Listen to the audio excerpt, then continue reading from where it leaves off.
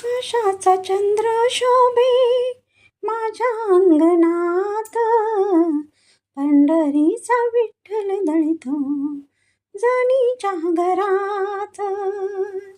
आकाशाचा चंद्र शोभे माझ्या अंगणात, पंढरीचा विठ्ठल दळतो जनीच्या घरात.